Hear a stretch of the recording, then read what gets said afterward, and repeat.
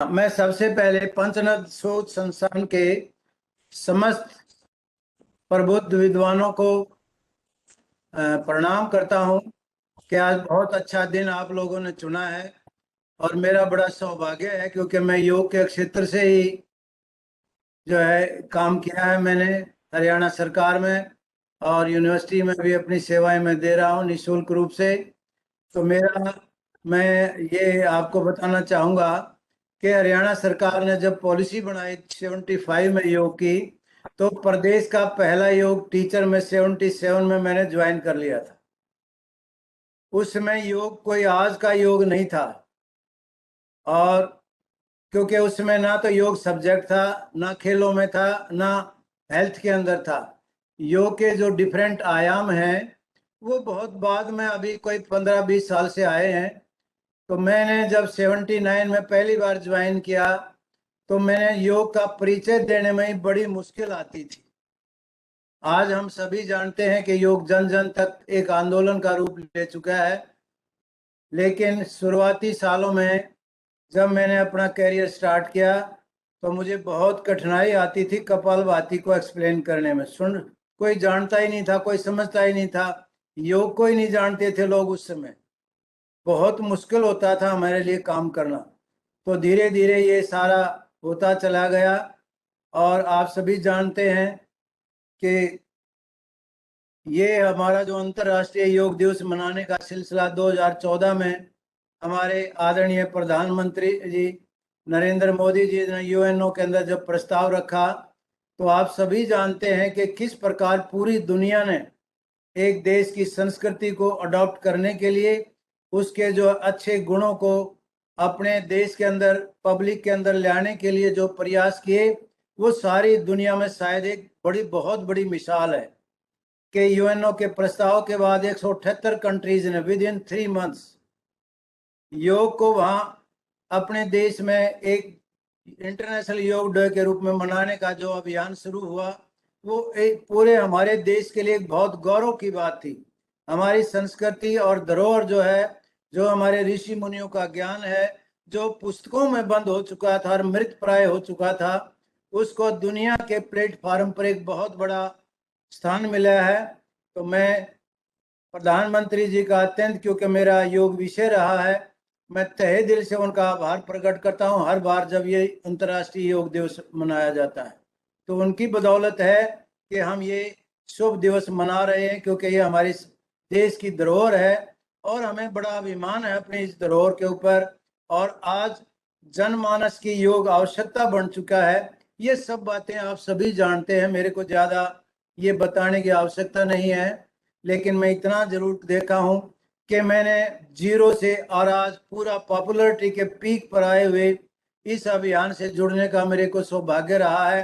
प्रदेश स्तर पर भी और राष्ट्रीय स्तर पर भी मैं सीनियर वाइस प्रेसिडेंट के नाते एक एनजीओ के अंदर इन्वॉल्व हूँ, और हरियाणा का तो लगभग सारी एक्टिविटी, चाहे वो एकेडमिक है, चाहे खेल की है, चिकित्सा क्षेत्र, ज़्यादातर से मैं राज्य स्तर पर जुड़ा हुआ हूँ। 2-3 बार गवर्नर महोदय ने मुझे ऑनर भी किया हुआ है इन सेवाओं के लिए। तो मेरा ये सौभाग्य है कि मैं इस क्षेत्र में नया आया था, सबसे नया मैं ही था।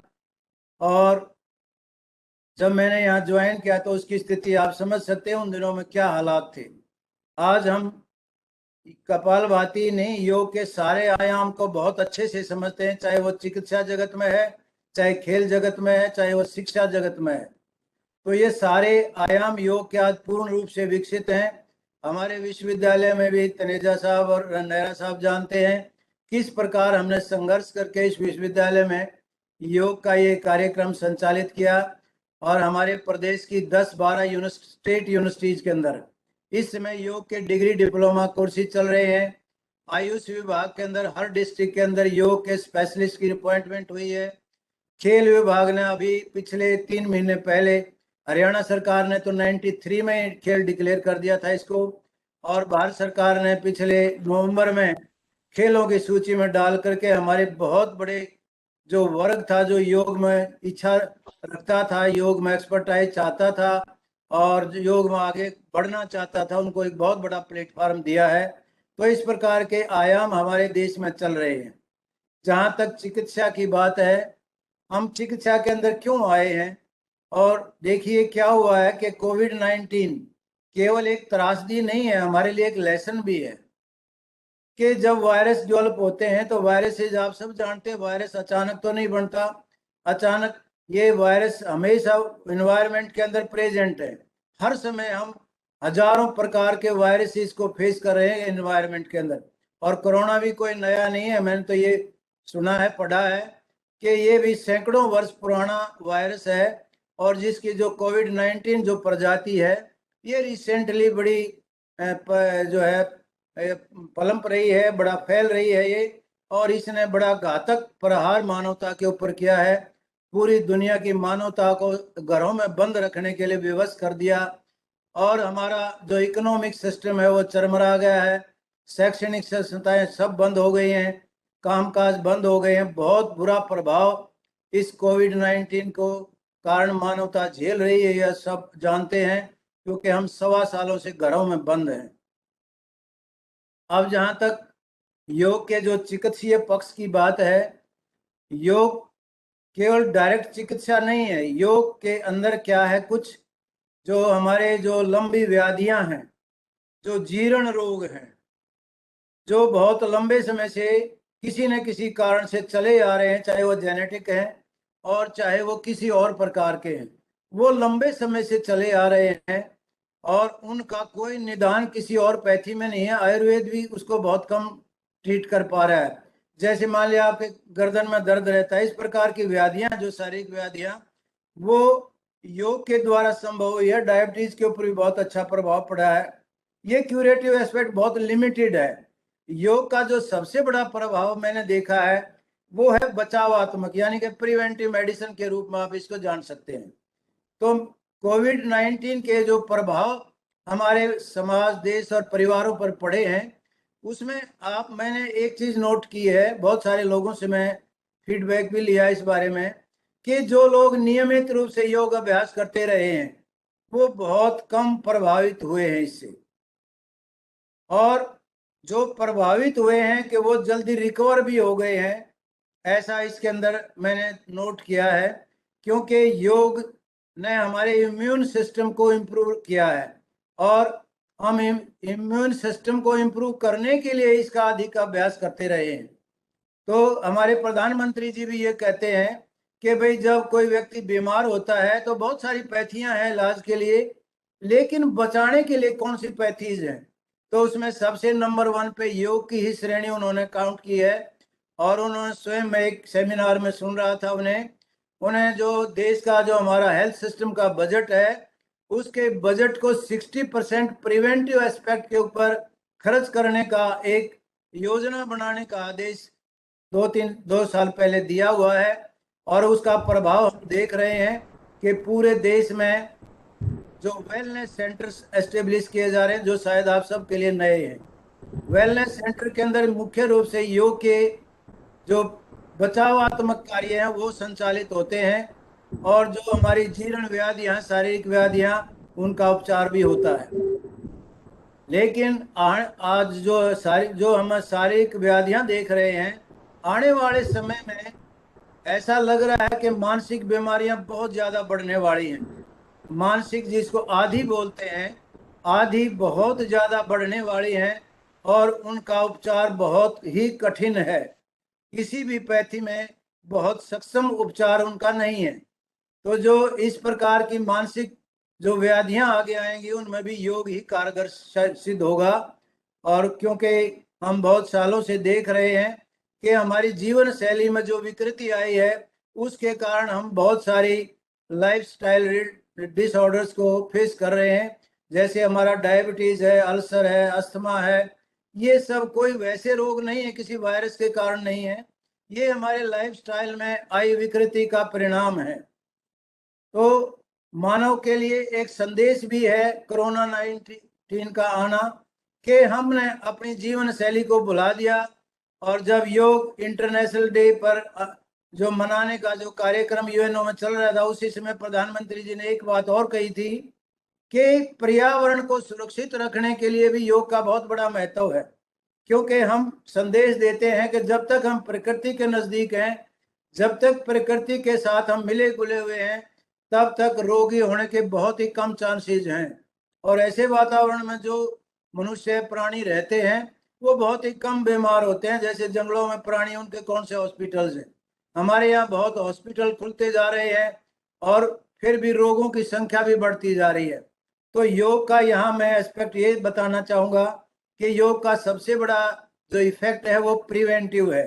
लेकिन कोविड-19 के अंदर कुछ ऐसी कॉम्प्लिकेशंस बॉडी के अंदर नोट की गई हैं, जैसे 5-6 प्रकार की जो शारीरिक और मानसिक व्याधियां वो क्या नोट की गई हैं। जिसको भी कोविड हुआ है, 14-15 दिन के बाद जब वो रिकवर होकर के एक सामान्य जीवन शुरू करते हैं तो उनकी अवस्था एक रोग से भी बुरी हालत में देखी गई है। ऐसा मैंने कई पेशेंट के साथ देखा है। तो सबसे बड़ा क्या होता है उसमें, जब कोविड-19 खत्म हो जाता है, आपका प्रभाव जो बुखार आदि आने बंद हो जाता है और लगभग समझते हैं कि आप नेगेटिव आ गए हैं, तो क्या नोट किया गया है जो बहुत ही कॉमन है। सबसे पहला मस्कुलर पेन, ज्वाइंट्स का पेन, वेरी कॉमन। और दूसरा जो समस्या नोट की गई है कि इससे जो रिकवर के बाद हर कोई कहता है मेरे अंदर बहुत वीकनेस है, मेरी ब्रेथलेसनेस है, मैं सांस अच्छे से नहीं ले पा रहा हूँ और मुझे लगता है कि मैं लेट जाऊं, मेरे अंदर इतनी वीकनेस है कि मैं खड़ा नहीं हो पा रहा हूँ। ये बहुत कॉमन से सिम्टम दोनों नोट किए गए हैं। और तीसरा नोट किया गया है कि खांसी अगर किसी को इस दौरान आई है तो वो 1-2 महीना नहीं, 3-3 महीने चल रही है, 2-2 3-3 महीने से लगातार। और वो लोग बहुत परेशान हैं कि भाई इसका क्या हो। खूब मेडिसिन भी की है लेकिन वो ठीक नहीं हो रहे। तो मस्कुलर पेन, ज्वाइंट पेन और हमारा ये ब्रीदिंग डिसऑर्डर और जो खांसी की समस्या है ये चलती आ रही है। और चौथी जो है, गले के अंदर दर्द होता है, ये भी बहुत कॉमन नोट किया गया है। और उनको भूख नहीं लगती है, जिसको बुखार ये हुआ है भूख भी बहुत कम लगती है। उसके बहुत सारे कारण और भी हो सकते हैं, लेकिन मुख्य कारण ये हुआ है कि हमारे डाइजेस्टिव सिस्टम को भी ये बहुत बुरी तरह से प्रभावित किया है इस सिस्टम ने। और एक और जो जो शारीरिक व्याधि नोट की गई है वो है नींद का कम आना और सपने आना, और मन में डर बैठ जाना, बुरे सपने आना कि मेरी लाइफ पता नहीं रहेगी कि नहीं रहेगी, परिवार का क्या होगा, परिवार के लोगों का क्या होगा। इस प्रकार के जो आईसीयू में रहे पेशेंट हैं उनके ऊपर ये सारे सिम्टम देखे गए हैं। तो उनको नींद भी नहीं आती है और उनका मानसिक संतुलन भी बिगड़ता है। तो जो मानसिक व्याधि इसमें नोट की गई है सबसे बड़ी कि स्लीपनेस तो है ही, वो तो कम हो ही रही है, उसके साथ ही उसका जो मानसिक संतुलन है, वो मेमोरी है, इसको भी इसने इफेक्ट किया है। वो जो मेमोरी है वो लॉस हुई है, भूल लगती है लोगों को और अपने आप को मानसिक रूप से कमजोर समझने लग जाता है। एक डिप्रेशन की भावना आती है, एंजाइटी बढ़ जाती है। ये भी बहुत कॉमनली नोट किया गया है इसमें। और सबसे बड़ा जो इसमें जो नोट किया गया वो हर प्राणी जिसको भी इफेक्ट हुआ उसके व्यवहार में बहुत बड़ा बदलाव आया है। वो अपने अंदर इम्बैलेंस सा महसूस करता है हर समय कि मैं जो है संतुलन शायद मन का बिगड़ रहा है, मेरा किसी काम में मन नहीं लगता है। तो ये बहुत सारे जो शारीरिक और मानसिक जो सिम्टम्स आफ्टर कोविड नोट किए गए हैं, ये हमारे जो जिन जिन बहन भाइयों को, परिवार के लोगों को जिनसे ये प्रभावित किया है कोरोना ने, वो ये फेस कर रहे हैं सारी चीज। जैसे मैंने बताई ये 5 शारीरिक व्याधियां, शारीरिक दर्द, ब्रेथलेसनेस और खांसी, नींद ना आना, भूख ना लगना, गले में दर्द होना, भूल का होना और उनका जो मानसिक संतुलन है वो हर समय इम्बैलेंस रहना। तो ये बहुत सारी चीजें नोट की गई हैं। तो इसमें अब हम ये जानना चाहेंगे कि भाई योग की क्या भूमिका हो सकती है इसमें। तो मैं क्रमवार आपको थोड़ा सा बताना चाहूंगा कि देखिए मस्कुलर पेन क्यों होता है। मस्कुलर पेन तब होता है जब हमारी मांसपेशियां एक रूटीन में एक्टिवनेस के अंदर नहीं रहती हैं। बुखार के अंदर रेस्ट करना पड़ा है, उनके अंदर जो है जो मस्कुलर मांसपेशियां हैं, जॉइंट्स में टॉक्सिन बढ़ जाते हैं। क्योंकि ये रोग ऐसा है कि इसने सारे हमारे बायोलॉजिकल सिस्टम को इफेक्ट किया था। तो वो ज्वाइंट्स में और मसल्स में बहुत भारी पेन होता है, उसके लिए क्या करें? तो उसमें योग के जितने भी हमारे सूक्ष्म व्यायाम है, जैसे आज इंटरनेशनल डे पे आप प्रोटोकॉल आपने किया है, तो प्रोटोकॉल में कुछ सूक्ष्म व्यायाम जरूर कराए गए होंगे, जैसे गर्दन के हैं, हाथों के हैं, कमर के हैं, पैरों के हैं, बहुत सारे छोटे छोटे व्यायाम हैं जिससे हमारे जो ज्वाइंट्स है उनमें मोबिलिटी डेवलप होती है, और वो मोबाइल होंगे तो वहां से जब टॉक्सिन हट जाएंगे तो हमें रिलीफ मिल जाएगा। इसी तरह मांसपेशियां अकड़ में आ जाती हैं और वहां ब्लड संचार कम होता है तो पेन होता है। तो ये सारे से साधारण से व्यायाम, या सूर्य नमस्कार करें, या एक आध हल्का आसन कर सकते हैं, जिससे हम अपने आप की बॉडी के मस्कुलर टोन अप हो जाएं और हमारा जो श्वास है, जो ऑक्सीजन लेवल है, वो एक्सरसाइज से बढ़ जाए। तो इसके लिए योग के ये अभ्यास सूर्य नमस्कार है, सूक्ष्म व्यायाम है, और इसमें जो कपालभाति है वो भी सहायक सिद्ध हुई है अगर ठीक ढंग से कर रहे हैं। लेकिन एक चीज का विशेष ध्यान हमें रखना पड़ेगा कि कोविड के बाद वीकनेस बहुत ज्यादा आती है। उस वीकनेस में अगर एक्सर्शन ज्यादा करेंगे तो आपकी रिकवरी भी डिले हो जाएगी। तो हमें एक्सरसाइज केवल उतनी ही करनी है जितना हमारी आयु के अनुसार हमारे लिए बियरेबल है। अगर हम बहुत ज्यादा एक्सरसाइज करेंगे तो बहुत थकान होगी और फिर बुखार हो सकता है। तो ये विशेष ध्यान भी रखना है। हमें बिल्कुल थोड़े से शुरू करना है, जैसे पहले सूक्ष्म व्यायाम किए, एक दो स्टेप हमने सूर्य नमस्कार के कर लिए, और जो आसन आप सामान्य रूप से करते हैं, जैसे धनुरासन करते हैं, उष्ट्रासन करते हैं, या पद्म आसन करते हैं, तो उसमें आप ज्यादा एक्सर्शन ना करें, उतना ही करें जितना सामर्थ्य आपका है। तो ये लोग ये कर करके हम जो मस्कुलर और जो स्लीपलेसनेस की नॉइस की सॉरी ब्रीदिंग जो डिसऑर्डर आया है उसका हमने, और जो टायर्डनेस फील हुई है, जो कमजोरी महसूस हुई है, वो उसको हम टोन अप कर, मसल्स को टोन अप करके, हमारे जो इंटरनल सिस्टम है उसको टोन अप करके, जो ग्रंथि संस्थान है, एंडोक्राइन ग्लैंड्स, अगर वो सक्रिय रूप से काम करती है तो योग के बहुत सारे आसन ऐसे हैं जो हमारी जो पैनक्रिएटिक ग्रंथि है, हमारी एड्रिनल ग्लैंड्स हैं, और हमारा जो लीवर है, इस प्रकार की जो हमारे शरीर की ग्रंथियां हैं, एंडोक्राइन ग्लैंड्स हैं, उनको एक्टिवेट करते हैं। जैसे मान लिया हम अर्ध मत्स्येंद्र आसन करते हैं तो हमारी बॉडी पूरी ट्विस्ट होती है, वो लीवर को इफेक्ट करती है। लीवर हमारे शरीर की सबसे बड़ी ग्रंथि है, और बुखार में ये फैटी लीवर भी डिक्लेयर हो जाता है बहुतों को। तो इस प्रकार की व्याधि से हम ये थोड़े से आसन प्राणायाम करके वीकनेस से, मस्कुलर पेन से निजात पा सकते हैं। और जब हम एक्सरसाइज करेंगे तो हमारे लंग्स की कैपेसिटी भी बढ़ेगी। कपालभाति जब करते हैं वो इसीलिए करते हैं कि जैसे किसी को कफ आदि की जो शिकायत है, अगर लगातार आप 5 मिनट या 2-3 मिनट, जैसा आपका सामर्थ्य है उसके अनुसार अगर कपालभाति ठीक ढंग से करते हैं, मैंने देखो लगभग 10-15 सालों से जब से स्वामी रामदेव जी ने कपालभाति करानी शुरू की है, मैं बहुत ज्यादा इसमें कमियां देख रहा हूं।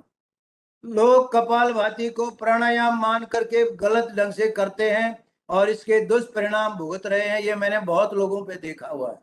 तो कपालभाति एक शुद्धि की क्रिया है, ये प्राणायाम नहीं है। इसको हमने बहुत तरीके से करना है, सीधे बैठ करके केवल ब्रीदिंग आउट पे ही फोकस करना है, बार बार ब्रीद आउट करना है। तो हम धीरे धीरे इसको बढ़ाएंगे, पहले 1 मिनट करिए, 1 मिनट में 50-60 आपसे बड़ी मुश्किल से होंगे। 50-60 करने के बाद फिर धीरा 2-3 दिन के बाद उसको 70-80 तक ले जाइए, उसमें आपका 1.5 मिनट तक लग जाएगा। 1 या 1.5 मिनट का हम ब्रीदिंग एक्सरसाइज, जो कपालभाति के जो हमारे लंग्स की एक्सरसाइज है, उसके क्लीनिंग की एक्सरसाइज है, उसको करते हैं। तो जो जिन भाइयों को कफिंग होती है और बलगम आदि आती है, उनको दवाई लेने की आवश्यकता नहीं पड़ेगी, कफ उनका सूख जाता है कपालभाति से। क्योंकि कपालभाति का काम है बॉडी की क्लीनिंग करना, हमारे इंटेस्टाइन की क्लीनिंग करता है, और जो नेजल जो हमारा फेशियल रीजन है, यहाँ जो टॉक्सिन है उनको बाहर निकालता है, तो हम एलर्जी से ही बचते हैं। तो इस प्रकार कपालभाति ठीक ढंग से करेंगे तो हमें हमारे लंग्स की जो ब्रेथलेसनेस की शिकायत है उसमें भी राहत मिलेगी। और तीसरा, जो भूख कम लगती है, पानी पिया नहीं जाता, गले में दर्द रहता है, तो इस दौरान एक तो ये सबसे नोट किया गया है, हमें ठंडा पानी बिल्कुल नहीं पीना चाहिए, ठंडी चीज कोई खानी भी नहीं चाहिए। केवल गर्म जी लिक्विड जिन्होंने लिया है, जिसने भाप ली है और काढ़ा आदि लिया है, वो जल्दी रिकवर हुए हैं। अब उसमें कई बार ये दिक्कत आई है कि हम कहते हैं भाई डॉक्टर साहब कहते हैं दवाइयां ज्यादा हैं, आपको खाना भर पेट खाना पड़ेगा, लेकिन पेशेंट कहता है मेरे से खाना खाया ही नहीं जा रहा, मैं करूं क्या।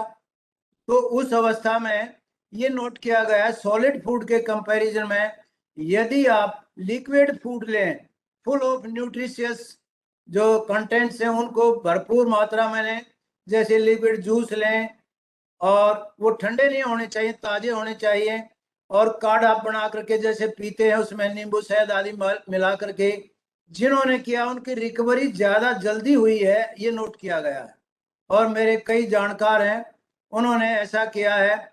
और जिन्होंने सॉलिड फूड पर ज्यादा फोकस किया है, क्योंकि दवाई के कारण डॉक्टर तो यही कहते हैं आप जो है एंटीबायोटिक भी बहुत ली गई है, और आप जितनी मेडिसिन कई ने हमारा जो है क्या नाम दूसरी हार्ड दवाइयां भी ली हैं जो साइड इफेक्ट जिनके आए हैं। तो जिन्होंने सॉलिड फूड लिया है उनकी रिकवरी डिले है। क्यों डिले है? क्योंकि एक तो बॉडी वीक है, और दूसरा उसको भोजन को डाइजेस्ट करने के लिए जो पावर चाहिए ऑलरेडी उसके पास है ही नहीं, तो वो डाइजेस्ट कैसे करेगा। तो इस अवस्था में थोड़ा निवाया कोसा जो पानी पीते हैं वो, और लिक्विड जो आदमी गर्म जो पेय पदार्थ जिन्होंने लिया है, लेकिन उसमें पोषक तत्व होने चाहिए, प्रोटीन की मात्रा हो सकती है डायरेक्ट जो फीड आते फीड फूड सप्लीमेंट्स वगैरह, तो वो मिला करके जिन्होंने लिया है, या बादाम अखरोट का जूस आदि बना के पिया है, उनकी रिकवरी अर्ली हुई है, ये बहुत केसेस में नोट किया गया है। तो ये एक बहुत अच्छी राहत मिली है।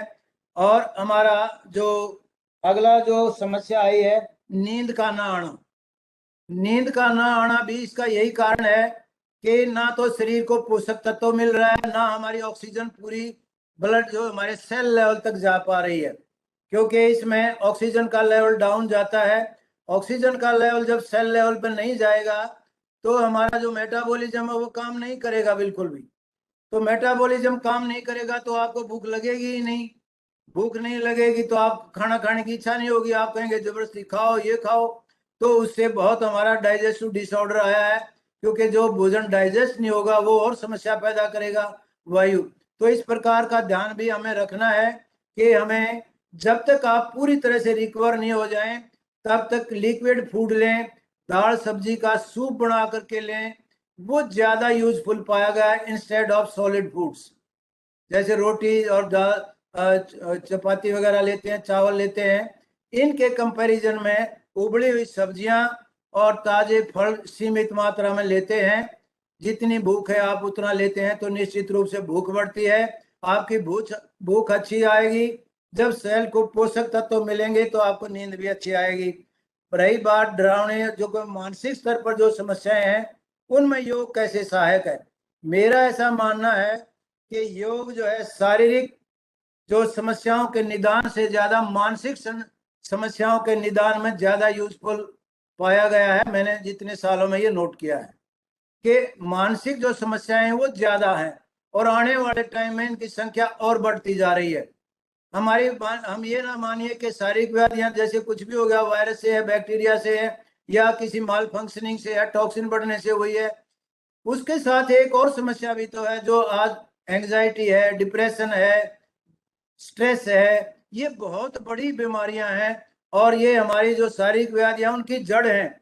पहले ये आएंगी तब हमारे ऊपर डायबिटीज आएगी, अल्सर आएगा, कॉन्स्टिपेशन आएगी, ये उनके साइड इफेक्ट्स हैं। जब हम मानसिक रूप से जो है स्वस्थ होंगे, और योग तो ये कहता है कि योग तो विद्या ही मन की है, अगर हम मन का नियंत्रण कर सकते हैं, महर्षि पतंजलि पहले सूत्र में ये कहते हैं कि योगेश चित्त वृत्ति निरोध, कि मन के अंदर विचार तो आएंगे, आप उन्हें रोक नहीं सकते हैं, लेकिन हम उनका संयमन कर सकते हैं अपनी प्रैक्टिस के द्वारा। जैसे महर्षि पतंजलि ने अष्टांग योग में बताया है कि उनके प्रैक्टिस के द्वारा उनको जीवन में ढाल करके, चाहे हमारी सोशल लाइफ है, चाहे व्यक्तिगत लाइफ है, चाहे आसन प्राणायाम के द्वारा है, प्रत्याहार के द्वारा है, तो हम एक संयमित जीवन जिए और जो नेगेटिव थॉट्स हमारे अंदर आए हैं उनको नियंत्रित करने की कोशिश करें। अब ये कहना बहुत आसान है, लेकिन इसको व्यवहारिक रूप में लाना बहुत ही मुश्किल काम है। तो उसके लिए योग में हम क्या करते हैं, प्राणायाम का अभ्यास जब करते हैं तो अपने मन को हम जो है प्राण शक्ति के साथ जोड़ने का प्रयास करते हैं, और इसी की जो अल्टीमेट अवस्था है वो है ध्यान। तो जब प्राणायाम के द्वारा हम अपनी प्राण शक्ति का विकास करते हैं, और वो हमारी जीवनी शक्ति भी है एक तरह से, तो उसका जो विकास करते हैं तो मन प्रफुल्लित रहता है। स्वास्थ्य ये नहीं आप निरोग है, स्वास्थ्य वो है जब आपका मन प्रसन्न है। यदि आपका मन प्रसन्न नहीं है तो आप बिल्कुल भी स्वस्थ नहीं कहे जा सकते। यो आपका मन प्रसन्न रहना चाहिए, यही स्वास्थ्य की हमारे ऋषि मुनियों ने सबसे बड़ी परिभाषा मानी है। और योग तो शारीरिक, मानसिक, भावनात्मक, आध्यात्मिक, सामाजिक, इन सभी पक्षों का स्वास्थ्य का आधार है तो योग है। तो ये हमें इस प्रकार का जो प्राणायाम के बहुत सारे ऐसे कंपोनेंट्स हैं, जैसे सबसे ज्यादा प्रभावी है इसमें भ्रामरी, नींद जिसको कम आती है तो भ्रामरी अभ्यास ये करते हैं, जैसे उंगलियों को फेस के ऊपर रखे और अंगूठे को आवाज निकालते हुए कान को बंद करते हैं। तो वो भ्रामरी का अभ्यास हमारी जो मेमोरी इफेक्ट हुई है उसको भी ठीक करता है, और हमारा आईक्यू लेवल भी बढ़ता है, ऐसा कुछ नोट किया गया है इसमें। और हाइपरटेंशन, एंजाइटी, स्ट्रेस, इसको दूर करने में भ्रामरी का बहुत बड़ा योगदान है। जो इसको ठीक से नहीं कर पाते हैं वो अनुलोम विलोम, नाड़ी शोधन, प्राणायाम कर सकते हैं। उससे क्या होगा, आपका जो संतुलन है, पित्त का संतुलन, वात पित्त कफ का, सत रज तम का, ये जो संतुलन जब हमारे अंदर होता है तो योग संतुलन का नाम ही है। योग उस विद्या का नाम है जो हमें अपने आप को जानने की शिक्षा देता है। To know thyself is yoga, to make the balance in our body systems. एक संतुलन का, एक उनके अंदर एक समन्वय बनाने का जो प्रभाव योग का है वो सारी दुनिया के अंदर लोकप्रियता का आधार है योग।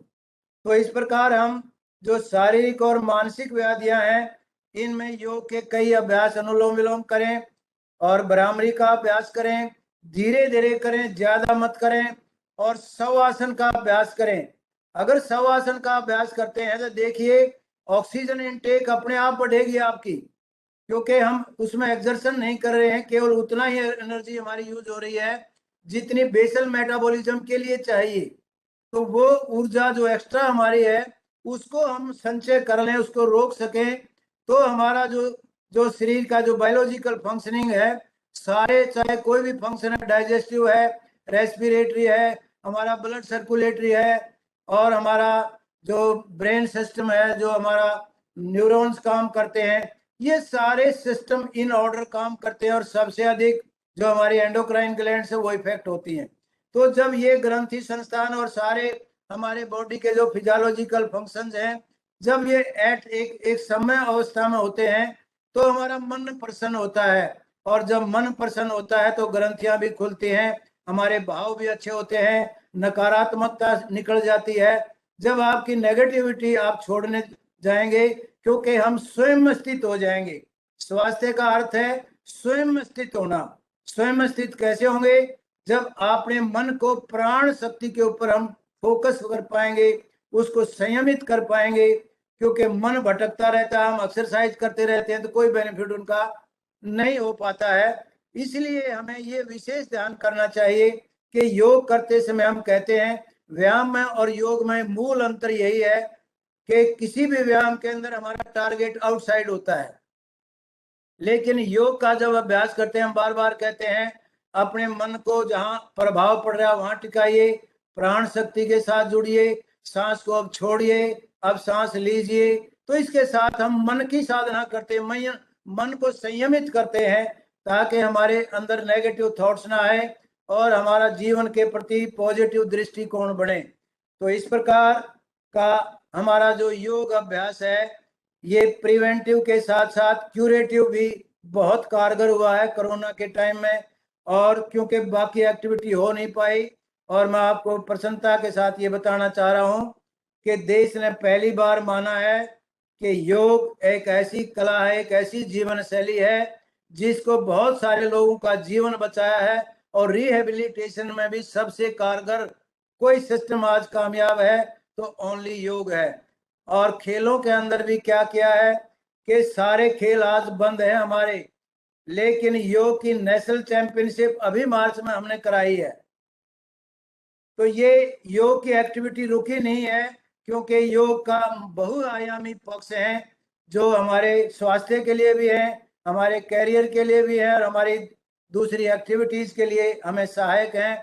तो योग का जो बहुआयामी पक्ष है उसका हमें विस्तृत करने का, उसका विकास करने का हमारी योजनाएं सरकार बनाना चाह रही है। और मैं समझता हूं कि हमारा बड़ा सौभाग्य है कि हमारी ऋषि मुनियों की इस जीवन शैली को हम कोविड-19 के टाइम पहचान पाए, और जीवन बहुत सारे लोगों ने अपना जीवन बचाया और स्वास्थ्य लाभ भी प्राप्त किया है। तो कोविड-19 के आफ्टर इफेक्ट में जो भी कॉम्प्लिकेशंस आती हैं, अगर आप सामान्य व्यायाम कोई भी करते हैं उसके कंपैरिजन में, क्योंकि उनमें एक्सर्शन ज्यादा होगी, आप वॉक करेंगे, दौड़ लगाएंगे, जिम जाएंगे तो उसमें एक्सर्शन ज्यादा होगी, लेकिन योग का जो व्यायाम है वो बहुत ही धीमी गति से होता है और ज्वाइंट्स के ऊपर ज्यादा इफेक्ट डालता है, ब्लड सर्कुलेशन को रेगुलेट करता है, लंग्स की कैपेसिटी बढ़ाता है। तो ये अभ्यास ज्यादा साइंटिफिक है। और देखिए ये आज के नहीं है, 200-250 साल के नहीं है, ये 500 साल से नीचे तो सारा हठ योग है, और 2500 साल पहले महर्षि पतंजलि का अष्टांग योग है। इतनी पुरानी विद्या हमारी किताबों में बंद थी, भला हमारे देश के प्रधानमंत्री जी का जिन्होंने ये संदेश दुनिया तक पहुंचाया। और मैं बहुत आभारी हूँ गुलशन तनेजा जी और भाई वजीर नेहरा जी, ये हमारा बहुत मनोबल बढ़ाया और समय समय पर हमारी बहुत मदद की है। यूनिवर्सिटी के अंदर मैं हालांकि गवर्नमेंट सर्विस में था, लेकिन मैंने पूरी सर्विस महर्षि दयानंद के यूनिवर्सिटी के योग कार्यक्रम को आगे बढ़ाने के लिए हमेशा विदाउट एनी ऑनरेरियम मैंने एक काम किया है। और मुझे बहुत प्रसन्नता होती है कि गुलशन तनेजा जी ने, वजीर नेहरा जी ने, राजीव भाई जी ने और बहुत सारे लोगों ने हमें बहुत प्रोत्साहित किया है, बहुत हमारा सहयोग किया है, और हम ये हमारे कैंपस के अंदर और काफी लोगों तक ये संदेश पहुंचा पा रहे हैं। तो मैं आप सभी का, क्योंकि मैं इस आपके संस्थान में नया सदस्य हूं, और मैं आभारी हूं नेहरा साहब का, उन्होंने मुझे संपर्क किया और आप सबके विचार सुनने का मेरा सौभाग्य मिलेगा। मैं समझता हूं कि मेरी जो मैंने इसके बारे में आपके अपने विचार रखे हैं, अगर कोई आप इस संबंध में पूछना चाहें तो मैं उसके बारे में भी एक्सप्लेन कर सकता हूं। तो आप सबका मैं आभार प्रकट करता हूं और आयोजकों का तहे दिल से आभारी हूं कि आपने मुझे अपने इस ग्रुप में शामिल करके मेरे विचार सुने। आप सबका तहे दिल से बहुत बहुत धन्यवाद। Thank you sir.